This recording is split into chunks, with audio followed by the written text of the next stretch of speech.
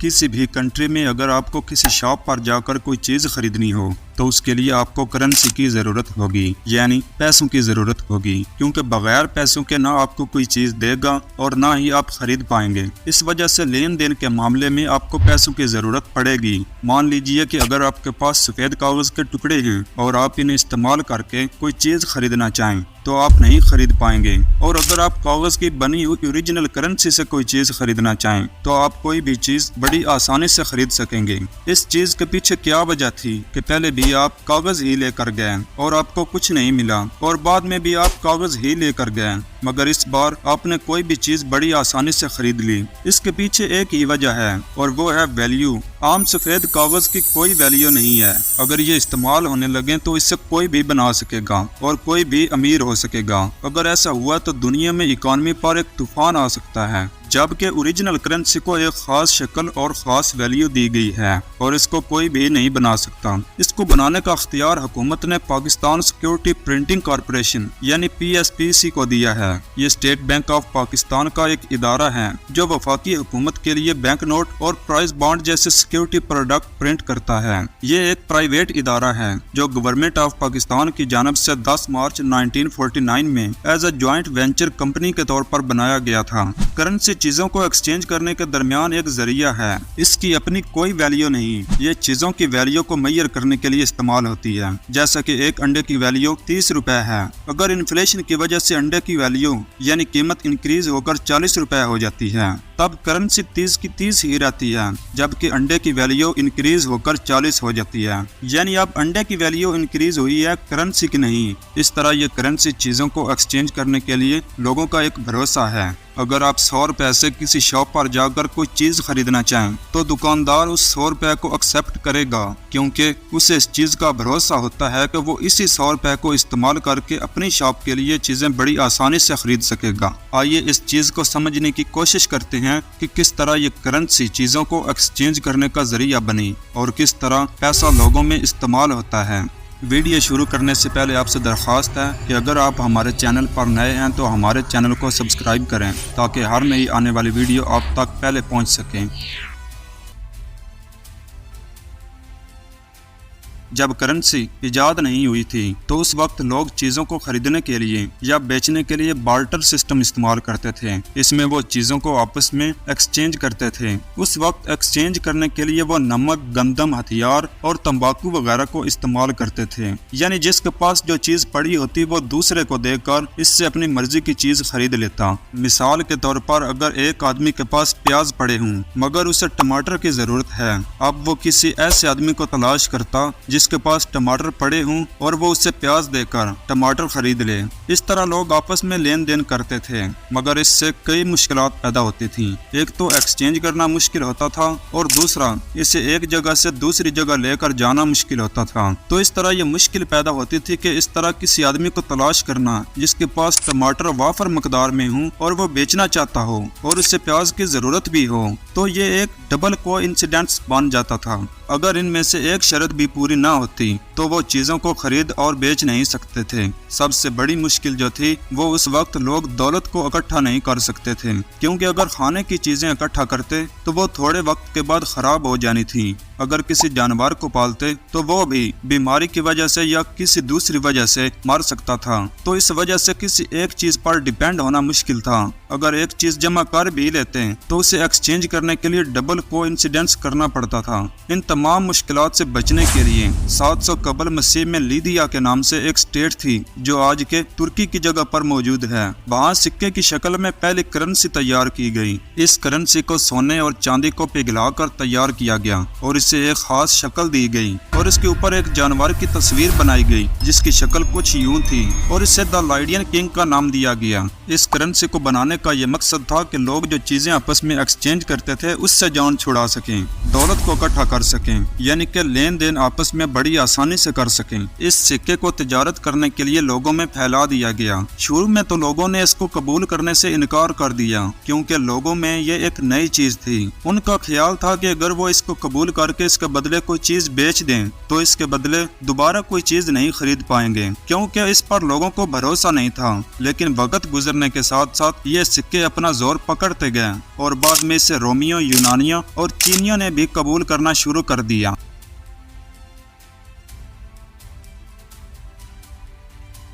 Paper currency की शक्ल में सबसे पहला नोट चाइना में टैंग और सोंग खानदानों के दौरान तैयार हुआ। यह 7वीं सेंचुरी में शुरू हुआ था, क्योंकि उस वक्त मर्चेंट और होलसेलर बड़े तिजारती लेन देन में तांबे के सिक्कों की भारी मिकदार से बचना चाहते थे। सिक्कों को बड़े लेवल की ट्रेडिंग करने पर एक जगह से दूसरी जगह मुंतकिल करना मुश्किल था। इस वजह से पहली पेपर करेंसी तैयार की गई। उसके बाद 10वीं सेंचुरी के शुरू में यह पूरे चाइना में फैला और चाइना ने इसे इस्तेमाल करना शुरू किया। 1189 में चाइना ने सोचा कि पेपर करेंसी को पूरी दुनिया में इस्तेमाल होना चाहिए, ताकि किसी भी जगह पर पेपर करेंसी से ट्रेडिंग की जा सके। इसके लिए चाइना की स्टेट जिन डायनेस्टी में पहली वर्ल्ड करेंसी तैयार की गई, मगर ये करेंसी पूरी तरह पूरे वर्ल्ड में नहीं फैली। उसके बाद चाइना ने जो करेंसी तैयार की थी, उन्होंने भी 1455 में इसे इस्तेमाल करना बंद कर दिया था। वेस्ट में 1661 तक लोग अभी भी सिक्कों का ही इस्तेमाल करते थे। उस वक्त पेपर करेंसी दुनिया में बहुत ज्यादा हद तक फैल चुकी थी, जिसकी वजह से यूरोप ने 1685 में अपनी पहले सिक्कों की जगह नई करेंसी तैयार की। इस करेंसी में यूरोपियन हुकूमत ने अपने लोगों को कार्ड दिए, जिसके ऊपर गवर्नर के साइन मौजूद थे, और 1685 से लेकर 1861 तक यूरोप ने वो कार्ड इस्तेमाल किए।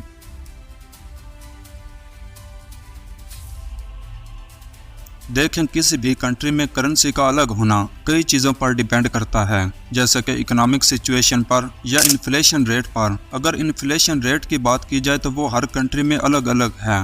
इन्फ्लेशन रेट की वजह से चीज़ों की कीमतें ऊपर नीचे चली जाती हैं। अब अगर एक कंट्री में महंगाई ज़्यादा हो जाती है तो इसका असर दूसरी कंट्री को नहीं होता। इसकी वजह है कि करेंसी दोनों कंट्रीज़ की सेम नहीं। फर्ज करें पाकिस्तान में अंडे की कीमत 50 रुपए है, जबकि अमेरिका में एक अंडा $1 का मिलता है, तब पाकिस्तानी 50 रुपए $1 के बराबर होगा। अब अगर पाकिस्तान में इन्फ्लेशन रेट हाई हो जाता है, तब अंडे की कीमत 50 रुपए से इंक्रीज होकर 60 रुपए हो जाती है, तब $1 60 रुपए का हो जाएगा। अब महंगाई पाकिस्तान में हुई है तो इसका असर भी पाकिस्तान को ही होगा, अमेरिका को नहीं। अगर करेंसी सेम होती तब इसका असर अमेरिका को भी होता। अब अगर इकोनॉमिक सिचुएशन की बात की जाए तो हर कंट्री ये चाहती है कि उसकी इकोनॉमी मजबूत हो, यानी उसकी करेंसी की वैल्यू मजबूत हो। अब एक कंट्री अपनी इकोनॉमी को बेहतर करने का सोचती है, वहाँ के लोग बिजनेस करते हैं, इन्वेस्टमेंट करते हैं, अपनी कंट्री को फायदा देते हैं। इस कंट्री में करप्शन नहीं, लोग नौकरियों पर कम जबकि बिजनेस पर ज्यादा यकीन रखते हैं। वहाँ के लोग और हुकूमत अपनी कंट्री को फायदा देने के लिए अपना 100% पेश करते हैं, तो इसकी इकोनॉमी ऑटोमेटिकली मजबूत होगी। अब दूसरी तरफ कोई दूसरी कंट्री अपनी माइशत के बारे में नहीं सोचती, उन्हें अपनी इकोनॉमी के बारे में कोई ख्याल नहीं। करप्शन वहाँ पर बहुत ज्यादा है, लूट मार बहुत ज्यादा हद तक है। लोग बिजनेस की बजाय नौकरियों पर उम्मीद लगाकर बैठे हैं। हुकूमत भी इस बारे में कोई संजीदा नहीं कि अगर वो इकोनॉमी को बेहतर नहीं करेंगे तो वो अपनी कंट्री का नुकसान करेंगे, तब इसकी इकोनॉमी बहुत ज्यादा कमजोर हो जाएगी। इस वजह से दोनों कंट्रीज को अपना अपना फायदा और अपना अपना ही नुकसान होगा। दोनों की अपनी अपनी करेंसी पर ही इम्पैक्ट आएगा।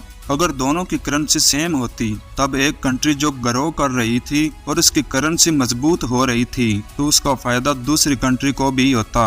अगर दूसरी कंट्री जो मजीद इकोनॉमिक क्राइसिस का शिकार हो रही थी तो उसका नुकसान पहली कंट्री को भी होता। इस वजह से हर कंट्री अपनी इकोनॉमिक सिचुएशन को बेहतर करने के लिए अपनी करेंसी को मजबूत कर रही है। अगर डॉलर को ही पूरी दुनिया में इस्तेमाल किया जाए तो उसके कई नुकसान होंगे। अब चूंकि डॉलर अमेरिका की नेशनल करेंसी है, अब अमेरिका हर कंट्री को डॉलर में पेपर करेंसी सप्लाई नहीं कर सकेगा, जिसकी वजह से इसको हर कंट्री को ये अख्तियार देना होगा कि वो डॉलर को प्रिंट कर सकें। तो इस वजह से हर कंट्री डॉलर छापना शुरू कर देगी, जिससे हर कंट्री में डॉलर आम हो जाएगा, यानी डॉलर पूरी दुनिया में आम हो जाएगा। तो इस हिसाब से वो कंट्री अमीर होगी जो सबसे ज्यादा डॉलर प्रिंट कर सकेगी। इससे हर कंट्री की इकोनॉमी करेंसी के प्रिंट करने पर डिपेंड हो जाएगी। अब अगर ट्रेडिंग की बात की जाए तो इंडिया और पाकिस्तान के पास लोगों को देने के लिए पेट्रोल नहीं। अब सऊदी अरेबिया के पास तेल है, मगर पाकिस्तान चाहता है कि वो सारा तेल खरीदे, जबकि इंडिया चाहता है कि वो सारा तेल खरीदे। इस लिहाज से पाकिस्तान अगर $10 पर लीटर तेल की कीमत लगाता है, तब इंडिया $15 लगाएगा। इसके बाद पाकिस्तान दोबारा $20 लगाएगा, फिर इंडिया 25 लगाएगा। इस तरह इस पेट्रोल की कीमत जिद में लाखों डॉलर तक चली जाएगी। इस वजह से एक ही करेंसी के आम हो जाने से चीजों की कीमत वर्ल्ड मार्केट में बढ़ जाएगी। कीमत बढ़ने से हर कंट्री मजीद पैसा छापेगी, जिससे ऑटोमेटिक डॉलर की वैल्यू कम हो जाएगी और दो कंट्रीज की जिद की वजह से इसका असर पूरी दुनिया पर पड़ेगा और इस नुकसान की वजह से कोई भी कंट्री चीजों को इंपोर्ट या एक्सपोर्ट नहीं कर सकेगी और हर कंट्री में इन्फ्लेशन रेट बढ़ेगा, लोग भूखे मरेंगे।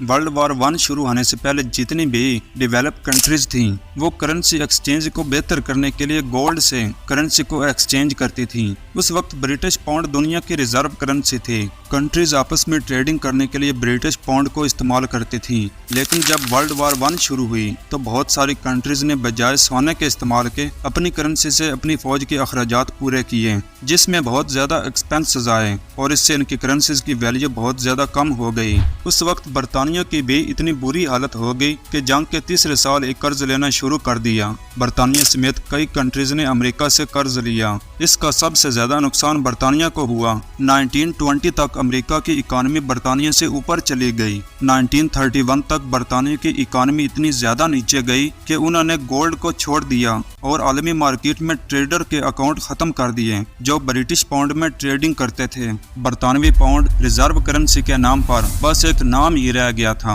जिससे अमेरिकी डॉलर आलमी मार्केट में इस्तेमाल होने लगा, लेकिन अभी तक इसे रिजर्व करेंसी का दर्जा नहीं मिला था। इसके बाद जब वर्ल्ड वॉर 2 शुरू हुई तो अमेरिका के पास हथियार काफी तादाद में मौजूद थे, तो बाकी कंट्रीज ने जंग के दौरान गोल्ड देकर अमेरिका से हथियार खरीदना शुरू कर दिए और जब वर्ल्ड वॉर खत्म हुई तो दुनिया का 80% गोल्ड अमेरिका के पास चला गया और बाकी कंट्रीज वर्ल्ड वॉर से इतनी ज्यादा इफेक्ट हुई कि उनकी इकानमी बहुत ज्यादा क्राइसिस का शिकार हो गई और इतना गोल्ड भी नहीं बचा था कि वो इससे इकानमी बेहतर कर सकें। इसके लिए सेंट्रल बैंक ने अमेरिका में एक मीटिंग रखी जिसमें दुनिया के 44 कंट्रीज शामिल थीं। इस मीटिंग में एक एग्रीमेंट बनाया गया जिसको ब्रेटन वुड एग्रीमेंट का नाम दिया गया। इस एग्रीमेंट के तहत ये फैसला किया कि गोल्ड को ज्यादा अरसे तक करेंसी से लिंक नहीं किया जा सकता, क्योंकि जिन कंट्रीज के पास जितना गोल्ड बचा है वो भी एक दिन खत्म हो जाना है। इस वजह से अमेरिकी डॉलर को बाकी करेंसी से लिंक करना होगा और इस तरह अमेरिकी डॉलर को ब्रिटेन वुड सिस्टम के तहत रिजर्व करेंसी बना दिया गया और इसी एग्रीमेंट में ही IMF की भी बुनियाद रखी गई ताकि फ्यूचर में जो कंट्रीज इकोनॉमिक क्राइसिस का शिकार हो जाती हैं, IMF उनको लोन दे और उनको क्राइसिस से निकलने में मदद करे और इसी एग्रीमेंट में ही वर्ल्ड बैंक की भी बुनियाद रखी गई।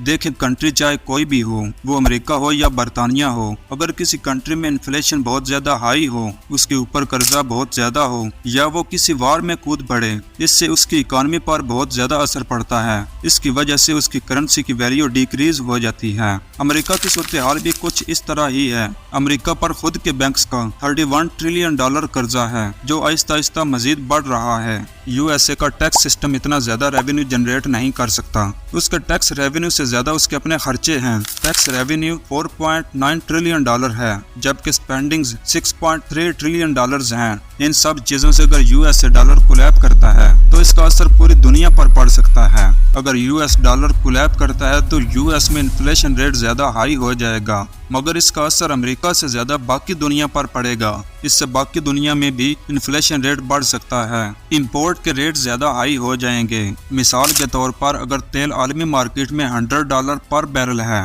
अगर इसको ब्रिटिश पाउंड में कंपेयर करें तो 78 पाउंड बनते हैं। अब अगर डॉलर की वैल्यू डिक्रीज हो जाती है, यानी अगर वही डॉलर डिक्रीज होकर 78 पाउंड के $110 के बराबर हो जाता है, तो ऑटोमेटिकली आलमी मार्केट में ऑयल की कीमत $110 पर बैरल हो जाएगी। अब कोई कंट्री पहले $1000 से 10 बैरल ऑयल खरीद सकती थी, मगर डॉलर की वैल्यू कम होने से अब वही ऑयल $1000 का 9 बैरल ही खरीद सकेगी। इस तरह इंपोर्ट पर बहुत ज्यादा हद तक इम्पैक्ट पड़ेगा।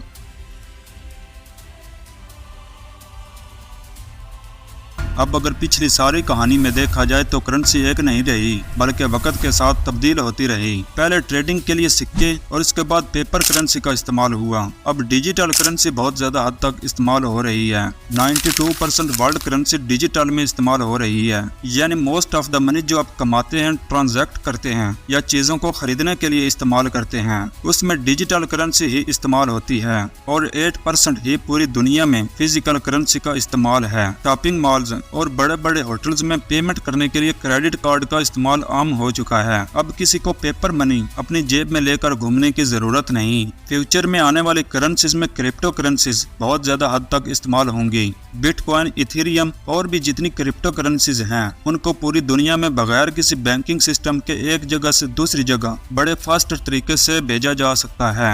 क्रिप्टो करेंसी को इन्वेस्टमेंट करने के लिए बहुत ज्यादा इस्तेमाल किया गया है। लोग इन करेंसीज को खरीदते हैं और जब इनकी कीमत इंक्रीज होती है तब इनको मार्केट में बेच देते हैं, जिस पर प्रॉफिट कमाते हैं। जिस तरह टेक्नोलॉजी मजीद तरक्की कर रही है, उस तरह ये करेंसीज फ्यूचर में एक तूफान खड़ा कर सकती हैं।